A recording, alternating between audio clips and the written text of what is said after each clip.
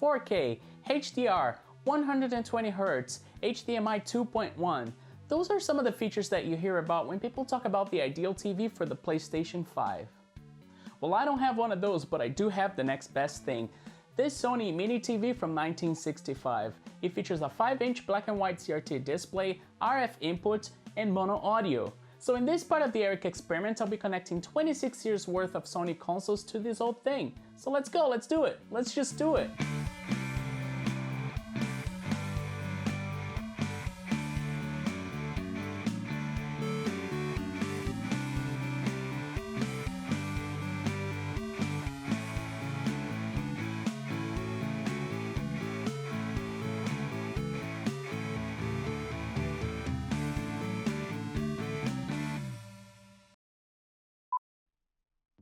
Growing up, I've always loved these portable CRT TVs. Heck, I loved the idea of miniature versions of electronics in general. I remember my grandmother having an orange portable Sharp TV. I loved that thing. As a kid though, those electronics always ended up being disassembled if left in my hands. In retrospect, I don't know how I didn't die disassembling CRT TVs and monitors as a kid.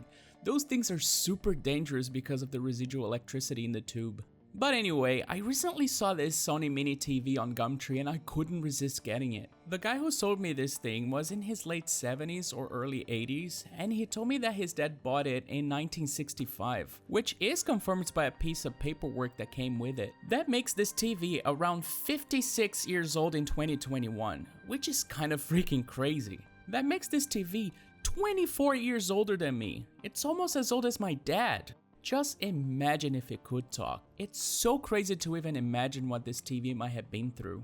I guess we'll never know. Now, as I mentioned, this little guy is RF only. It doesn't even have composite inputs, which means that you can only connect older consoles directly to it, like the NES, the Master System, or the Mega Drive, for example, provided they are the versions that modulate to VHF. Aside from the NES I have here, which for some reason I can't get to work on this TV despite it being VHF, none of my other consoles are. They only do UHF, which this TV doesn't support because of its age. Now, in terms of Sony consoles, there are RF modulators for the PlayStation 1, which could potentially work with a PS2 as well. But I don't have one, and because they were made in the 90s, they probably only do UHF. So, in order to get any image going on this TV, we'll need an RF modulator like this one. This thing is really cool because it can do both VHF and UHF in NTSC or PAL.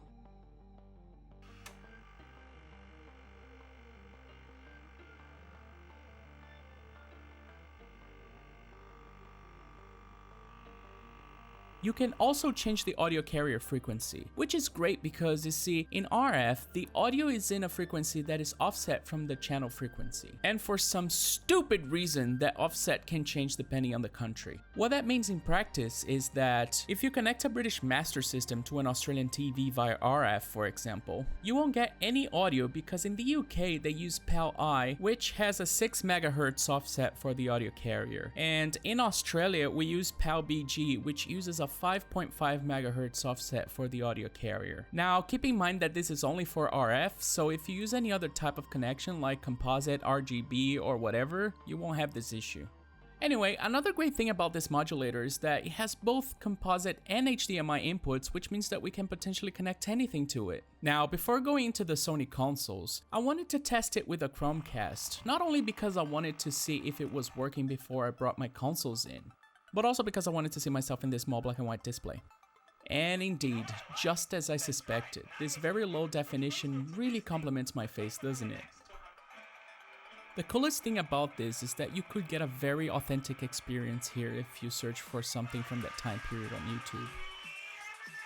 Now, as you can see here, this TV does have some issues. The image doesn't completely fill the screen vertically, and the fact that the source is widescreen doesn't help. The image is a bit washed out as well, and the audio is very distorted.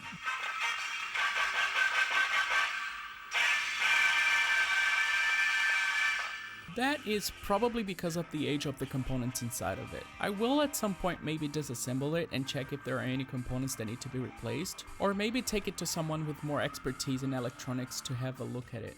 For now, let's just have some fun with what we have, which we'll do by connecting a video game console that came out 29 years after this TV, the good old PlayStation 1. We basically just need to connect the AV cables to the modulator, and on the PlayStation we need to connect the power, the AV cable, and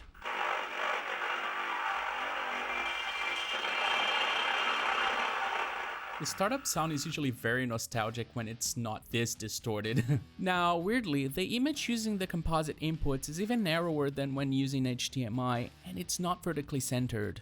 I don't know why that is, probably something with the signal going to the TV, but I'll try something different. Using HDMI wasn't perfect, but at least it was centered. So I'll use my retro tank to connect the console via HDMI to see if it makes any difference.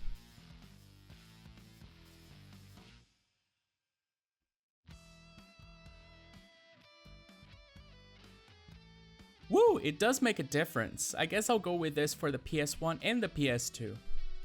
Let's pop Crash Bandicoot 3 in and see how it looks.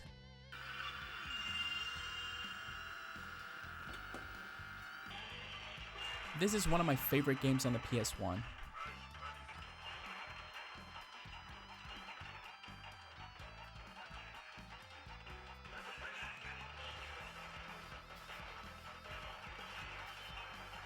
Another game I love on the PS1 is Tekken 3. So many memories. I have always used Eddie because I'm that cheap.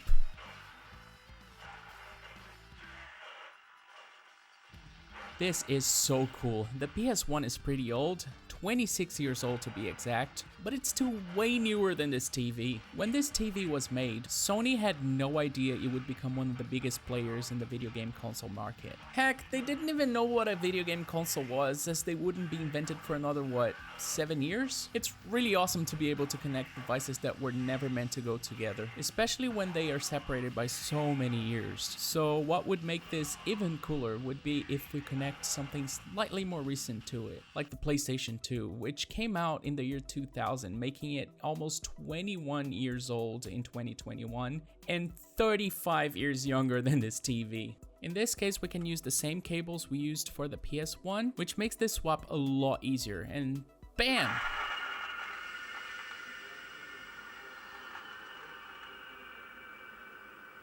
Alright, let's play some Gran Turismo 4.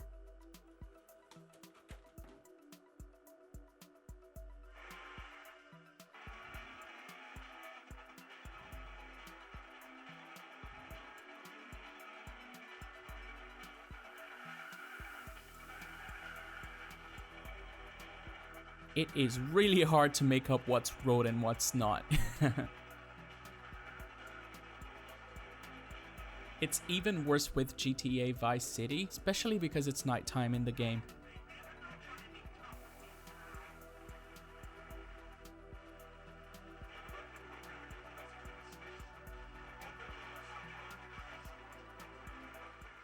The PlayStation 3 came out in November of 2006, making it 14 years old and 41 years younger than this TV. Just need to connect everything like we did before, and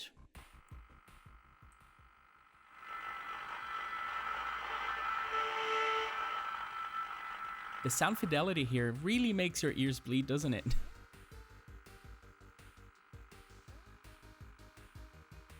Alright, a game I want to test with this is one that really showcased what the PS3 could do, The Last of Us.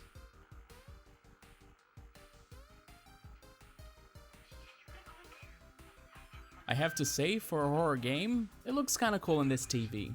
It's really hard to play it though, because this game is so dark.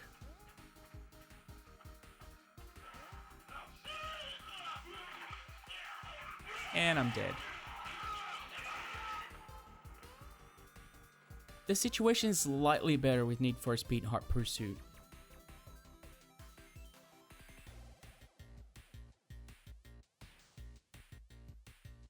The PS3 is a console that I honestly don't have much affinity with because I didn't play it much when it was current. And I only got this one after the PS4 was released, but it's still really cool to see it on this TV. The PlayStation 4 was released in November of 2013, making it 7 years old and 48 years younger than this TV.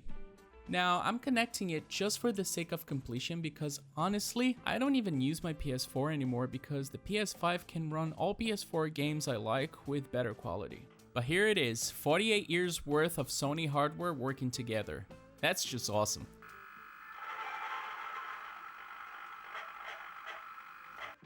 I will try it with Crash Bandicoot Insane Trilogy, and I wonder if we can even see the difference in graphics between this and the one on the PS1.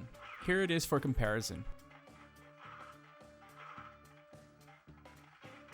This is already a pretty difficult game, and this TV makes it even harder, so if you want a challenge, here it is.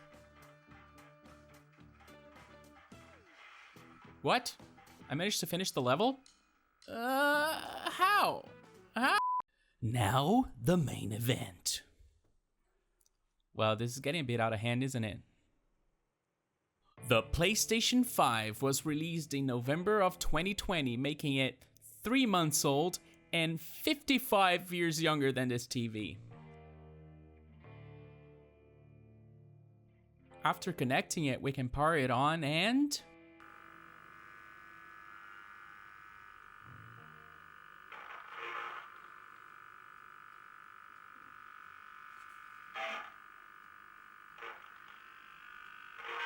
This is really insane, like, I don't even know what to say. The idea that you could get two pieces of hardware that were made 55 years apart from each other working together is just bananas. Let's go into the coolest tech demo in recent times, Astro's Playroom.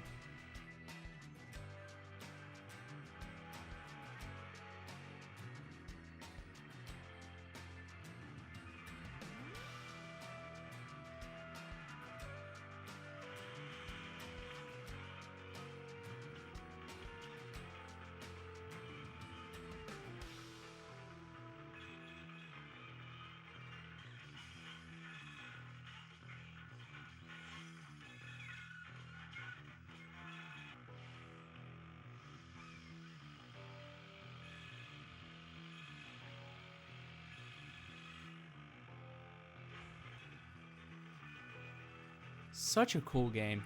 Let's try some Spider-Man.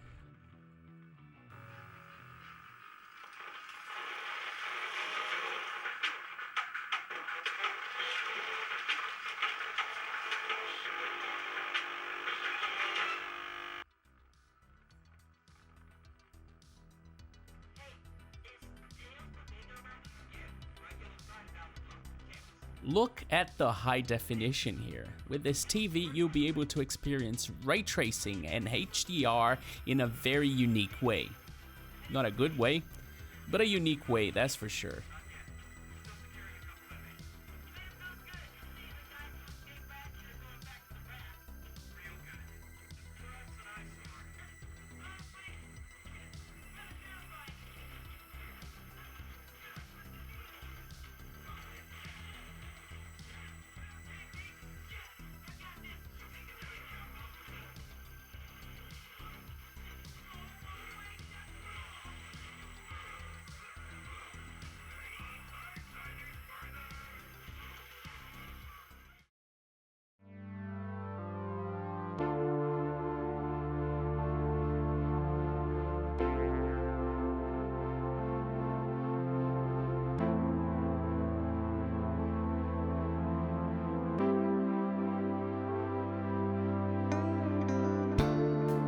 This was a shorter video than usual, but certainly a fun one to make.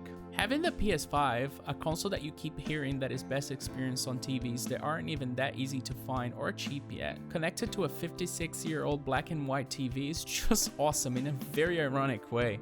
Now, interestingly enough, frame rate standards haven't changed since then. A TV of this age should do 60 FPS just fine. Well, 50 in the case of this one because it's PAL, but an NTSC one would do 60 Hz because the frequency of analog TVs was based on the frequency of the electrical grid. But anyway, that's it for now. I hope you enjoyed this video, and if you did, make sure to hit the like button, and if you like this kind of content, make sure to check out my other videos and subscribe for more. Thanks for watching.